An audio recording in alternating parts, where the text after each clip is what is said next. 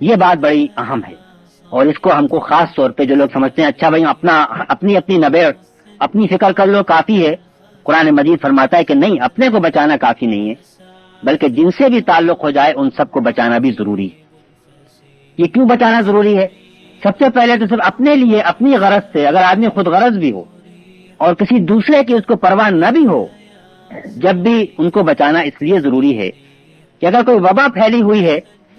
اور لوگ دھڑا دھڑ اس وبا کے اندر مر رہے ہیں،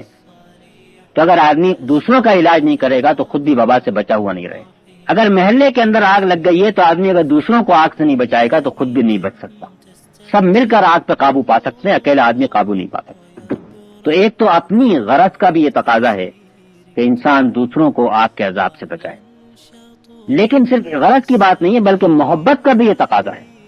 جن ماں باپ سے ہم محبت کرتے ہیں، جن بھائی بہنوں سے محبت کرتے ہیں، جن بیوی بچوں سے محبت کرتے ہیں، وہ ساری زندگی انہی کی نظر ہوتی ہے نا، انہی کے لیے کماتے ہیں، انہی کے لیے گھر بناتے ہیں، انہی کی تعلیم کا انتظام کرتے ہیں، انہی کی تربیت کا انتظام کرتے ہیں، ان کو دیکھ کر نگاہیں خوش ہوتی ہیں، ماں باپ گھر کے اندر موجود ہوں ان کو دیکھ کر دل کو مزہ ملتا ہے، بچے گھر کے اندر کھیل رہے ہیں ان کو دیکھ کر دل خوش ہوتا ہے۔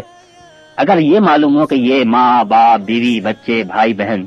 یہ سب کسی دن جہنم کا ایندھن بننے والے ہیں، تو آپ بتائیے کوئی انسان آرام سے بیٹھ سکتا ہے؟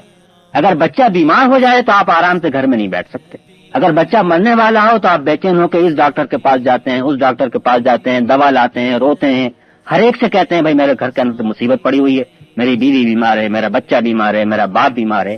لیکن اگر بیوی بچے اور باپ اس راستے پہ چل رہے ہو جو آگ میں جلانے والا ہو تو پھر آدمی کو فکر کیوں نہیں ہوتی؟ کیوں فکر نہ ہونی چاہیے؟